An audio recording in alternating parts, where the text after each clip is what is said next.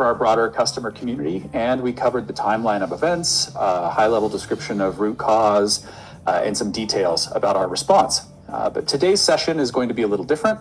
We wanted to meet with our customers' CISOs, InfoSec teams, and IT leads to provide more detailed technical information to help you understand what happened and what remediations we put in place. We hope you'll also be able to walk away with some learnings for your own security programs, because I think we all know that threat actors are increasingly persistent and increasingly targeting the education sector. I'll start off with a brief technical recap of the incident timeline, and then I'm going to turn it over to our CISO, Steve Proud, who will discuss our internal response and ongoing security commitments. After that, James Perry from CrowdStrike will walk through their independent forensic findings and analysis. We have a lot of attendees on today's call, so thank you all. But that also means that we will not be able to take live Q&A. But as we did last week, we'll close out today's webinar by asking some of the top questions that we've been receiving. We encourage you also to drop any additional questions that you have that we don't answer into the Q&A function for the webinar. And as we did last week, we'll be posting answers to those on our incident update page. Also, I'd like to note that today's session is being recorded, and we will rerun it later tonight and tomorrow morning for those who can't make today's scheduled time. So I'll kick us off with a timeline of events. On April 22nd, a threat actor submitted a support ticket to the Instructure team that referenced a submission comment in our Free for Teacher account that contained a cross-site scripting payload. 3 days later, on April 25th, when a customer service representative accessed that ticket and viewed the impacted page, the embedded code executed, exploiting the vulnerability and giving the attacker access to our platform. April 25th is the earliest date of unauthorized access to the internal Canvas environment. What we now know is that the cross-site scripting vulnerability allowed the threat actor to compromise the customer service representative session and use it to escalate privileges within Canvas. Beginning on April 28th, the threat actor used those elevated privileges to exfiltrate data from the platform using our APIs via tokens that they created with our representative session. We detected this unauthorized activity on April 29th and immediately began our response, which Steve will walk through in a bit. On April 30th, the threat actor continued to attempt unauthorized access, though we identified and shut down the vulnerability. Fast forward to May 7th, a different customer support team member reviewed a second support ticket that pointed them to another page in a Free for Teacher account containing malicious code. The code was designed to exploit a similar but not identical cross-site scripting vulnerability. Using the agent session, the threat actor was able to deploy a CSS file via Canvas's custom themes feature to make a ransom note visible to Canvas users in approximately 300 accounts. In response, we placed the Canvas platform into maintenance mode to implement additional containment measures. Neither our team nor CrowdStrike has identified evidence of additional data exfiltration resulting from the May 7th events. So to summarize before I pass to Steve, both attack vectors originated from Free for Teacher accounts, which did lead to our decision to temporarily shut down that product on May 7th while we implemented additional controls. At the moment, we've decided to leave our Free for Teacher instance down while we continue to harden Canvas and add additional safety measures. I hope that background is helpful. With that, I'll turn it over to Steve Proud, our CISO, who will cover our containment and remediation actions. So Steve, the floor is yours. Yeah, thanks, Zach. So as you mentioned, I'm going to walk through both the immediate containment actions we took and the longer-term hardening measures that were implemented. When we first detected the initial unauthorized access on April 29th, we moved quickly on several fronts. First, we revoked the threat actor's access and began cycling credentials. We cycled all employee sessions, internal access tokens, and many partner tokens proactively, though I want to be clear that we have no evidence that these credentials were compromised. Second, we engaged CrowdStrike through our external counsel to conduct a comprehensive forensics investigation. We also began deploying CrowdStrike's Falcon endpoint detection and response tool across our server environment to enhance our detection capabilities and added additional monitoring of our own. Third, we worked rapidly with CrowdStrike to identify the specific vulnerabilities that were exploited and began to implement additional patches and mitigations. When that second ticket was accessed on May 7th, our enhanced monitoring allowed us to detect the unauthorized access within minutes. We made the difficult but necessary decision to take Canvas offline until we could verify complete containment. Since April 29th, we've been working around the clock on a comprehensive security enhancement program organized into 3 tiers. This program was informed by and is being conducted in partnership with CrowdStrike and other external partners. Our first tier focused on access and authentication hardening.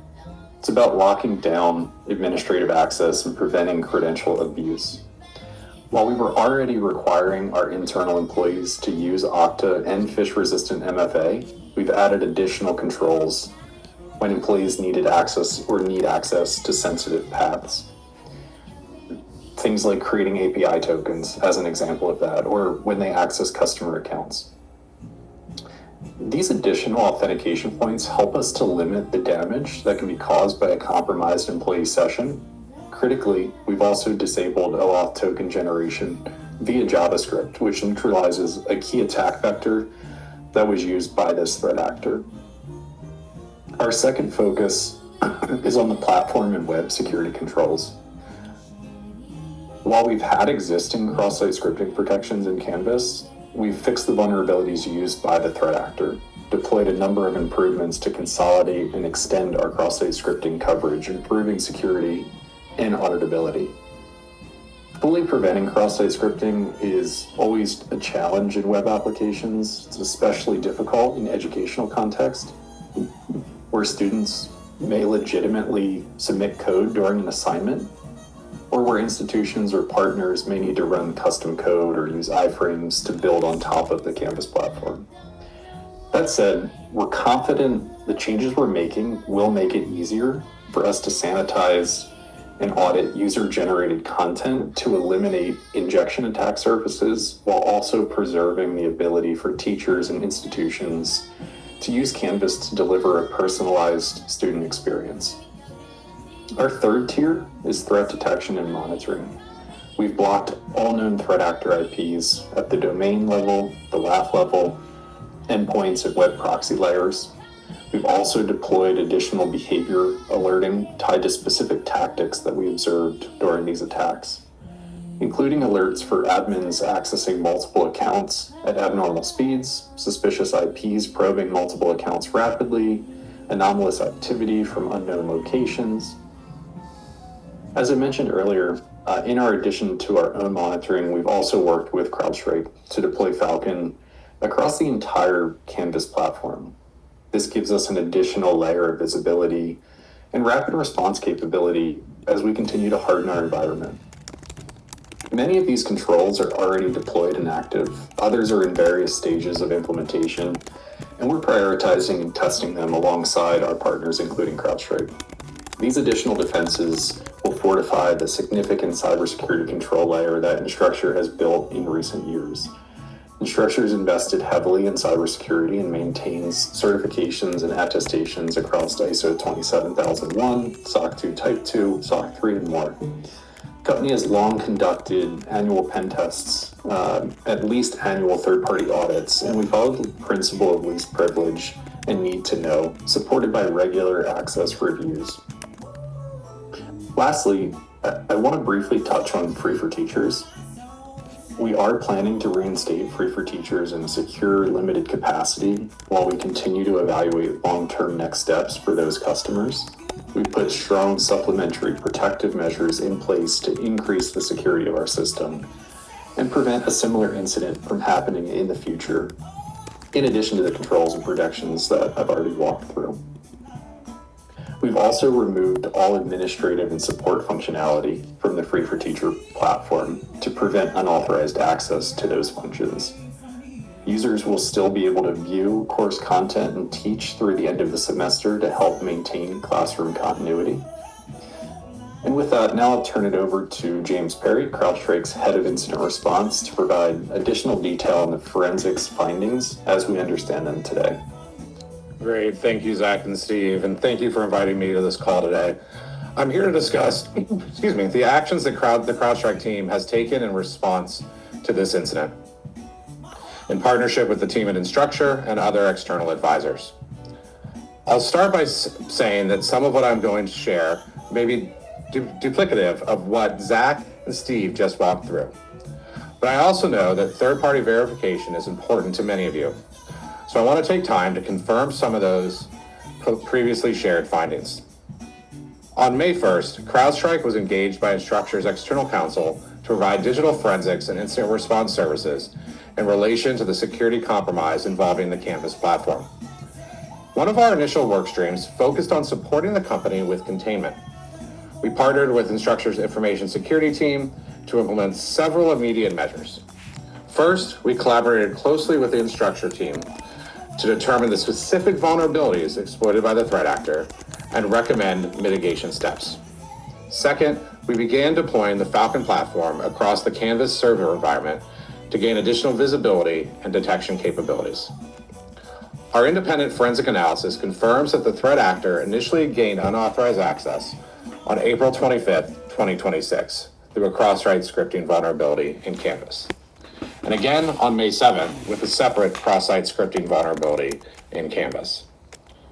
We have verified the technical details of both exploitation paths and the privilege escalation methods used. We can confirm that we have not observed any unauthorized access, presence, or activity within the Canvas platform since May 7th, 2026 at 4:01 p.m. Eastern Time. Also, we have found no evidence of unauthorized access, threat actor persistence mechanisms, or malware deployment to any Instructure products beyond Canvas. There is no indication that the threat actor moved laterally from the Canvas platform. Our forensic investigation remains ongoing, and what Zach, Steve, and I shared today are based on our findings to date. We will continue to analyze artifacts, validate findings, and work with Instructure to ensure the completeness of our analysis. As we identify any findings that are relevant, we will share those with the Instructure team immediately. With that, I'll turn it back to Zach. Great. Thanks so much, James. Thank you, Steve, as well.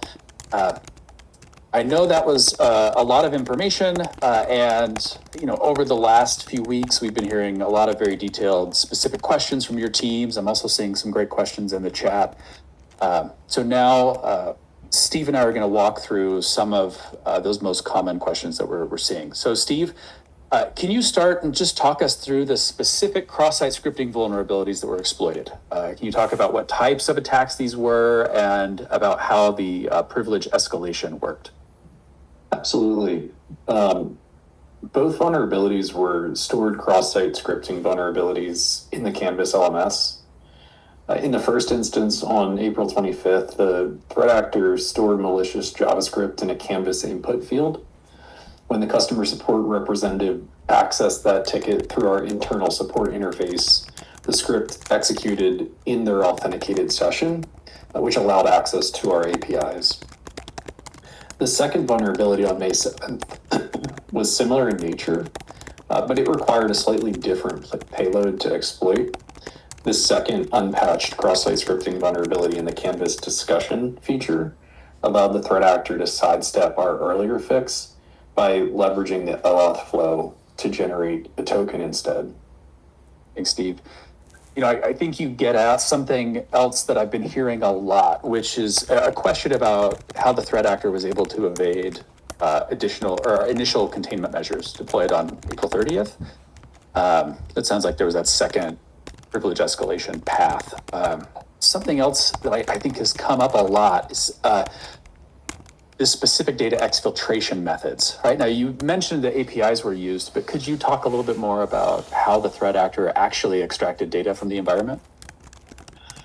Yeah, that's been a common question that I've heard as well, and based on our forensics analysis, once the threat actor obtained those elevated privileges, they used those credentials and Canvas's legitimate API endpoints to query and extract data. The use of those legitimate APIs and encrypted channels made the threat actor's activity blend in with the normal application traffic so that it was more difficult to detect. Thanks, Steve. That's helpful context. I know that a lot of teams are also asking about specific timeframes.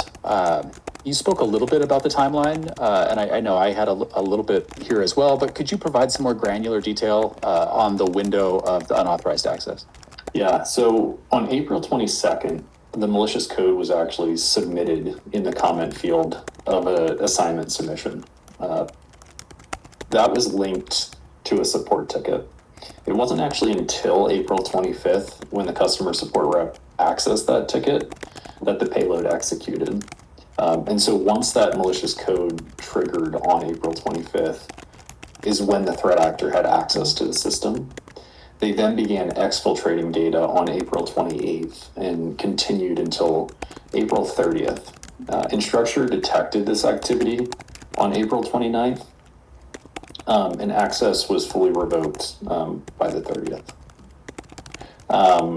The second attack, May 7th, we detected new activity just several minutes after it was triggered due to some of the enhanced monitoring that we put in place and initiated our response immediately. We have no evidence of data exfiltration during that second window. When Canvas was taken offline at 4:01 Eastern on May 7th, we've not observed any additional unauthorized access to the Canvas platform since that time. Great. Thank you for clarifying that timeline. Before we move on to another question, I want to ask about that initial compromise window between April 25th and 30th.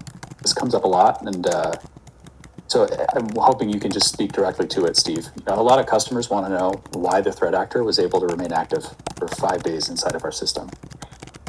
Yeah, that's a good question. I tie it back to what we know about the threat actor. They're sophisticated, persistent, experienced in conducting this type of attack. Data staging and exfiltration was conducted through our APIs, making it difficult to detect. Many of the hardening measures that I did walk through earlier are, however, specifically designed to detect similar activity moving forward. Great. Thank you, Steve. Another question that I've heard quite a bit from our customers is about lateral movement. So, you had mentioned earlier that we didn't have any evidence and that we don't have any evidence of lateral movement to other Instructure products. But I'm hoping you can elaborate a little bit on how thoroughly we investigated that.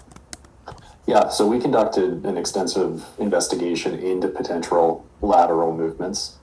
This included working with CrowdStrike to deploy Falcon across not just the Canvas application environment, but also our other server environments. We scanned all of our systems and environments for the IOCs associated with this threat actor. We've reviewed application logs, authentication logs, network traffic logs, system logs across the entire Instructure environment. We did not find any evidence of lateral movement or the attackers breaking out of Canvas. The Canvas infrastructure is also hosted separately from other Instructure products, which limited the threat actor's ability to move between products and services. Additionally, it appears that the threat actor's activity was consistent with data exfiltration objectives rather than broader network compromise. Great, thanks. We've also had quite a few questions over the past few days about the architectural hardening we've done and the remediation steps we've taken. Could you speak a little bit more about those in detail, particularly about steps we've taken to secure the network? Sure, yeah. So first, Canvas's application level cross-site scripting protections have been consolidated, and these enhancements are being rolled out across all offering services in the application. We're actively expanding our WAF coverage across all production instances. This process is ongoing as some WAF rules designed to block cross-site scripting attacks actually inhibit legitimate LTI tools. We've also deployed Falcon to production servers alongside our already deployed solution, FromWiz. Great, thanks, Steve. I've also heard the question asked is, did we have MFA enabled? And if so, how are we configuring that moving forward? Is that something you can speak to as well? Yeah. So prior to the attacks, all Instructure employees were required to use phish-resistant MFA via Okta. We've now added a second, a second MFA check using Okta's native, or using Canvas's native capabilities as well. In addition to that, we've built and deployed a new framework requiring internal employees to re-authenticate via Okta when performing sensitive actions for customers. Now, we believe this will help to reduce the blast radius of any similar attack that may be attempted in the future. Thanks, Steve. I've got just one more question for you this morning. I'm sure customers want to know what they should be looking for in their own Canvas logs. Do you have any guidance there that you can provide? Yeah. So first, just want to reiterate, we are conducting a thorough investigation and data review, and we will keep our customers informed of the results. If you do choose to analyze your logs independently, those logs may show access from Canvas customer support representative accounts between April 25th and April 30th, and again briefly on May 7th. Logs may also show unusual patterns, such as rapid access to multiple courses or user accounts, or access to accounts or courses that typically wouldn't be accessed by support staff during these periods. This logged activity, particularly if unrelated to any legitimate support tickets you submitted during those timeframes, could indicate unauthorized access during the incident. Great. Thank you, Steve. And I want to thank everybody on the webinar as well. I know, we're not able right now to cover every detail or answer every question, but we hope that this technical deep dive has given you some additional information that can be helpful for you and your teams about the nature of the attacks, their impact, and our remediations. It's certainly clear to us that as cyber attacks become more sophisticated and threat actors become more persistent and interested in the education sector, things like defense in depth, transparent communication, meaningful intelligence sharing, and collaboration are all going to be critical for keeping us all safe. As mentioned at the beginning, thank you for all of your questions in the Q&A. We are going to use those to continue to update our incident information page, along with information that we have. It becomes available at instructure.com/incident_update with additional findings. And so we'll be in touch proactively with you as well with any notable updates relevant to your institution. Again, if you have submitted questions today, please follow us there at that incident page as we'll work on answering those there as quickly as we're able to. And we want you all to know we're committed to being as responsive and transparent as we can based on our findings to date. And we will be in touch. So thank you all again for your time and for your partnership, and we will speak soon.